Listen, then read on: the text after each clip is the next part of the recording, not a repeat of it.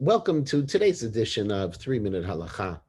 In the process of weaving a cloth, we have already studied three melachot. The first was mesach, placing the threads of the warp in place on a loom. Then we learned about the shtei batei nirin, attaching the necessary hoops so that those threads of the warp would either be lifted up or lifted down, so you were able to put across the horizontal threads to make the weave. The third is ariga, the actual weaving itself of the cloth.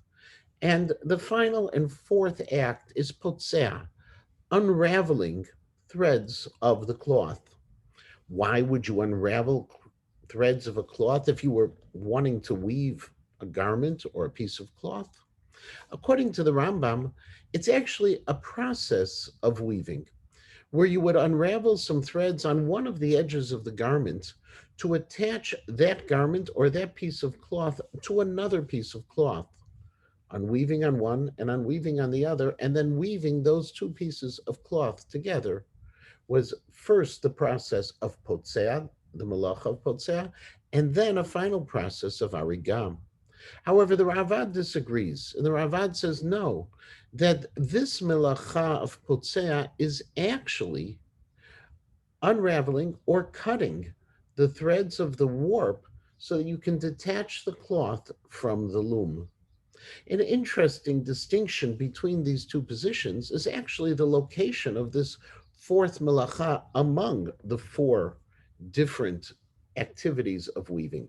Should it be a final one, which is clear according to the Ravad, you're detaching it from the loom? Or should it be an interim step because after Potzea, according to the Rambam, you would do more weaving?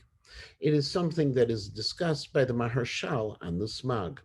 However, a practical application of potzea is if you have a loose thread in a garment and you want to remove that loose thread from your garment.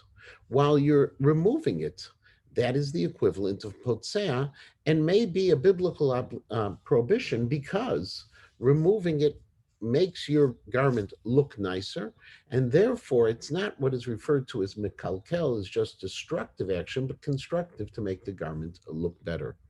Similarly, as discussed in the previous 3 Minute Halacha, if a person were to unbraid the hair of a shetel, that would also be a prohibition of potzea.